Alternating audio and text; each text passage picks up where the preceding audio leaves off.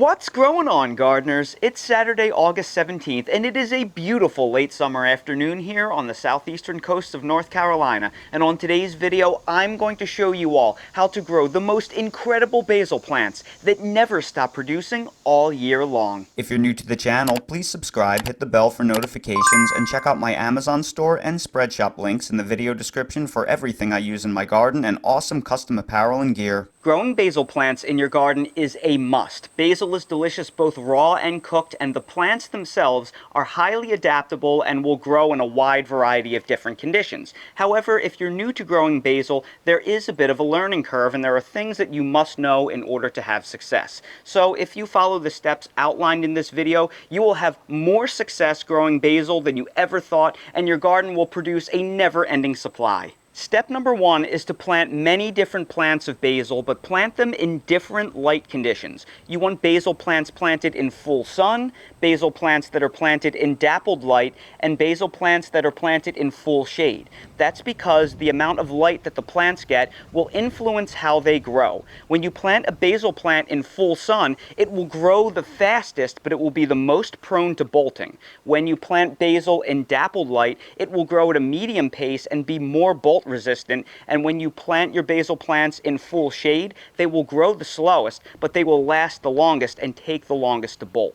Bolting is when a plant flowers and goes to seed. When they feel that their lifespan is over, they start producing flowers, they start producing seed tops, and they go into the reproductive phase. That is what bolting is, and we want to avoid that because once our basil plants bolt on us, they will basically die back and they will be done. So the two basil plants that you see right here are out in full sun, and because of this, they are incredibly tall. They have been growing like weeds because of all the solar energy that they're collecting. In fact, this basil plant has grown so tall that it blew over in Tropical Storm Debbie a couple of weeks ago, and I had to restake it. So here you can see this monster beautiful basil plant. Because this is planted out in full sun, it grows the fastest of all of my basil plants, and I pick the plant and then a day later I have new production. It's like I wasn't even there. But because they are in the full sun, they also are the most likely to bolt. Really strong heat can stress out the plant, and it can make it feel like that they have to reproduce because of all the stress, because the end of their life is near.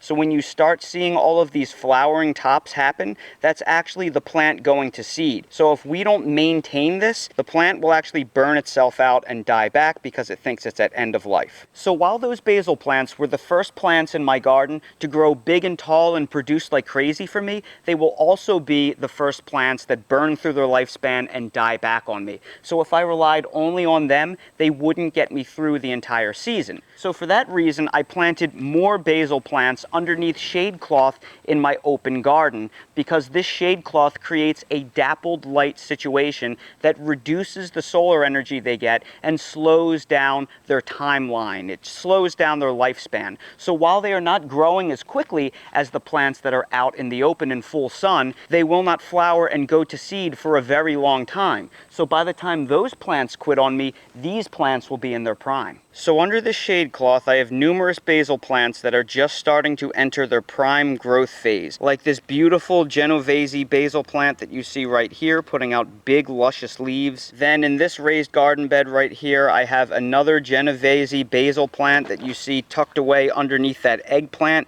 staying nice and cool and in shade and looking beautiful. Then behind that, I have a beautiful purple basil plant, which is an amazing variety to grow. I've noticed that the purple basil plants are even hardier and tougher when it comes to both heat and cool weather than the typical green Genovese basil. I have yet another basil plant that's tucked away in this corner of my pepper bed. And then here in this little hoop house that I have all of my squash growing, I have yet another basil plant growing, and this one is turning into a beast itself, safely tucked away underneath the insect netting so nothing eats it. And as you can see, none of these basil plants that are underneath the shade cloth have any hint of starting to bolt or flower on me, because their life cycle is way behind the ones out in the open sun. And last but not least, in the northwest corner of my house, there's this little hidden alcove that is in full shade all the time. And I have my final basil plant planted here. Now, because it is in full shade,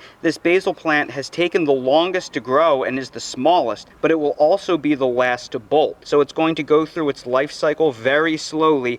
This basil plant will likely produce all the way until frost, possibly later, because this little corner of my house right here, because it's tucked away, it gets the radiative heat of the house, so it tends not to frost in this corner until several weeks after our last frost date. So there's a chance that this little guy right here will produce for me all the way until nearly Christmas. So by planting your basil plants in a wide variety of different light situations, you will stagger your harvests because they'll all grow at different rates and complete their life cycles at different rates. You won't get all of your basil harvest at once and then have all your plants die off on you at once. You'll stagger their timeline so you get nice intermittent efficient harvests that last all throughout the year. Step number 2 is properly harvesting your basil plants. How you harvest your basil plants will influence how they grow and how much basil production you will get. And proper harvest technique is everything when it comes to basil plants that never stop producing on you. Both of these basil plants were planted at the exact same time and they are the same variety, yet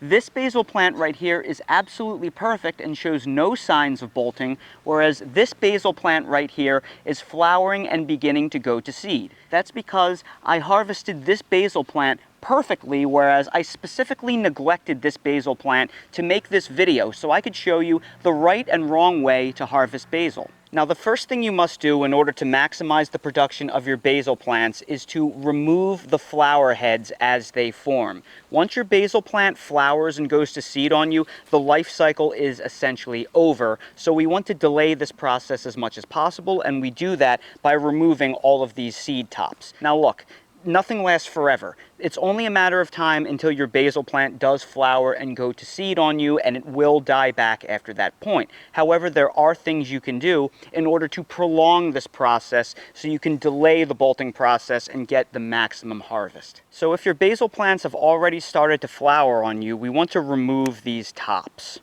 So we're just going to take a pair of pruning snips and cut them all off, and we can just compost them around the bottom of the plant or around your fruit trees as a green material. Now, in order to have a truly perpetual basil harvest, we must harvest these in such a way that the plant will keep producing on you. So if you look at this basil plant right here, you'll see that at this branch right here, there has been a node that has developed. So there's basically a crotch right here where 2 individual leaves are coming out, and then in the center right here, there is a flower head forming. You'll also notice that as we go down the vine, each of these junctions, you will find what is called a node. So at this junction right here, you will see perpendicular with the stem, there are leaves that come out, and then there are 2 suckers, similar to a tomato plant.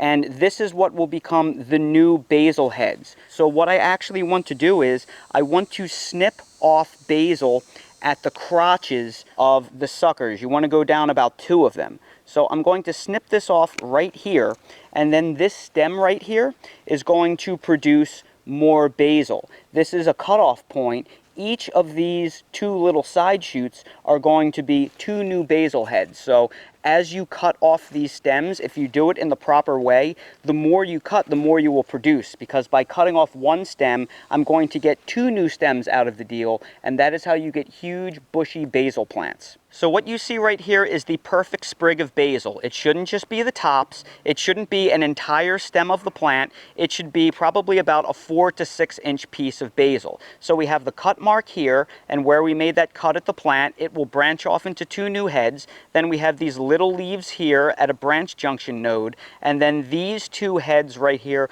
will largely be what we eat. And harvesting basil like this will keep the plant super healthy and super productive. So just to show you one more example, this is the big basil plant that was starting to flower on me. We need to correct the growth pattern of this plant because it was getting out of control. Now this branch right here was starting to get way too leggy because it was bolting on me, so I actually want to cut that back. If you look down here, you will find that I have a really healthy branch down here, so I actually want to cut all of this off, and I want to bring it down and control its growth So this little head right here will be the new young basil top. And I can get all of this odd growth off. And we will just keep up this process. We want this nice big head right here because it's large, well-developed leaves.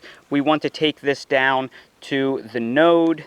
And then you'll see what I left were these little tiny leaves, and then these little tiny leaves right here will become the large basil leaves. So the goal is to prune it in such a way that we encourage growth of the smaller leaves underneath the large mature leaves. Step number 3 to maximize your basil harvest is to cut your basil plants back early and often. The more you prune them, the more they give you, generally speaking. That is because, as I just showed you in that pruning example, when you remove a basil head back to the nearest leaf nodes, there are 2 new heads that will take over. So in theory, if you went out and you removed all of the leading basil heads on all of the plants back to the next node, within a week you are going to basically double the amount of basil heads on your plant. So the more you prune them, the more vigorous the plant will become. Now for me personally, I literally harvest an entire romaine head's worth of basil off of my plants every single day. We eat full-on basil salads this time of year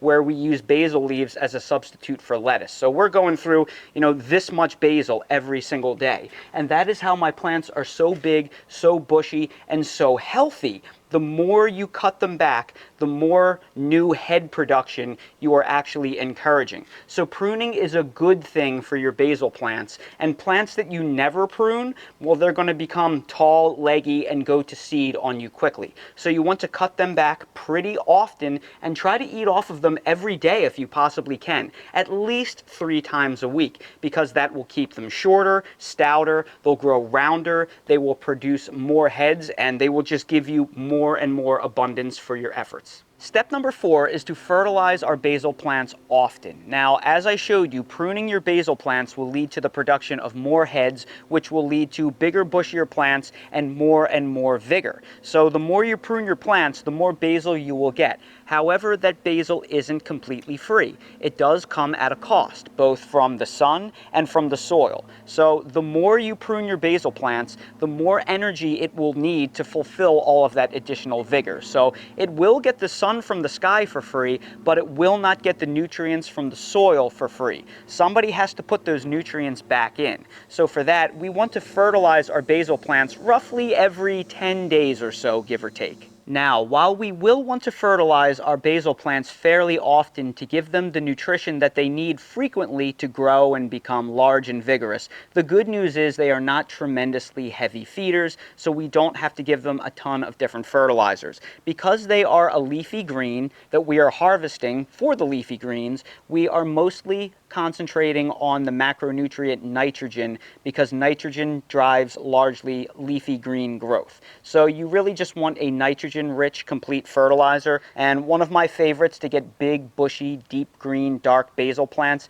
is Alaska Fish Fertilizer. This is a complete fertilizer because it's made out of essentially ground up fermented fish byproduct. So when you give the basil plants or any plant this fertilizer, you're giving them all of the macro and micronutrition that is inside a fish, but it's 5% nitrogen, 511 NPK, so it is a good amount of nitrogen, not much phosphorus and potassium. So if you just take a watering can and put about 2 to 3 tablespoons per gallon of the fish fertilizer into that watering can, and you water the plants every roughly 10 days or so, 7 days if you want them to grow faster, that's really all you need to do, aside from maybe occasionally once a month giving them something like a handful of an all-purpose granular 555, just to make sure they get a little bit more phosphorus, potassium, magnesium, sulfur, and other macronutrients that they could need to grow and have a healthy root system. So an all-purpose granular fertilizer like Job's Fruit and Nut or any other kind of organic all-purpose fertilizer is going to work just fine for your basil plants. A little handful every month will really help them grow. And tip number 5 to have a year-round, perpetual, never-ending basil harvest is to either start new basil seeds right now in a container, or in the fall, before the frosts and freezes start, dig up your best basil plants and relocate them to a pot. And the goal will be to overwinter these basil plants indoors, so you will have fresh basil all throughout the late fall and into the winter time. That's because basil is sensitive to frost and freeze. So if you live in a location where you get frost and freezing temperatures outdoors, you cannot grow basil all throughout the winter. It will die at the first light frost or freeze of the year. So the only way for somebody that deals with freezing temperatures and frost to grow basil all year round is to grow some indoors to get them through the winter. Now the good news is growing basil from seed is very easy. I have some extra basil plugs that I started a little over a month and a half ago. They're a little bit overgrown, but I could easily just pull out this plug and stick it into a 3-gallon container, and within about a month I will have a beautiful large basil plant, perfect for overwintering throughout the winter. And if you want to learn how to do that, I'll place a link down in the video description that will show you everything you need to know about starting transplants from seed. But if you don't want to start new plants from seed, you could always find your best basil plant or two at the end of the season, and you can dig it up and you could put it inside a 3, 5, or 7-gallon pot and then bring it inside to overwinter. When it comes to selecting a basil plant for overwintering in a container and digging up, I suggest you select the smallest plants possible that don't show any tendency at all to flowering and going to seed and entering the bolting process, because you want something that's fairly young so it'll be able to last inside your house all winter long. And also, smaller plants will go through less transplant shock than larger plants. They'll also be a lot easier to dig up and transplant without damaging the roots. Now, the reason why we can overwinter basil indoors is that basil surprisingly does not require a lot of intense light to live.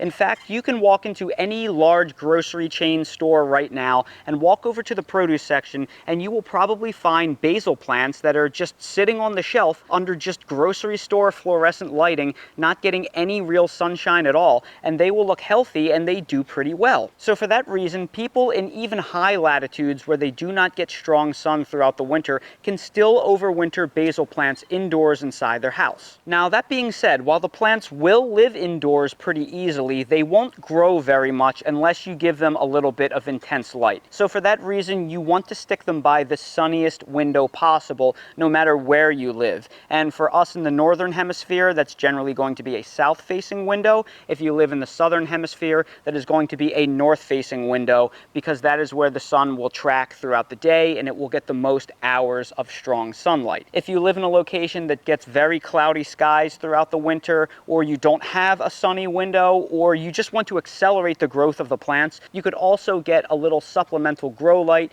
that you can just put on over top the plant, and that will increase the intensity of the light and it will grow more quickly and you will get better production. But don't forget, because it's confined to a container, same thing as before, you're probably going to want to fertilize it roughly every 1 to 2 weeks. But because it's indoors, you probably won't want to use fish fertilizer for that because it will be very stinky. I recommend you use a diluted water-soluble synthesized fertilizer like a Jack's 20-20-20 or something like that, because it won't produce any kind of odor. And that right there is how you can grow the most incredible basil plants that never stop producing. So everybody, I sure hope you found this video helpful. If you did, please make sure to hit that like button, subscribe to the channel, and please ring that notification bell so you're notified when I release more videos like these. If you're curious about any of the products that I featured in the video, like the pruning shears or the various fertilizers, I will place direct links to them all down in the video description. If you're curious about all of the things that I use in my garden in general, they are all linked in my Amazon storefront.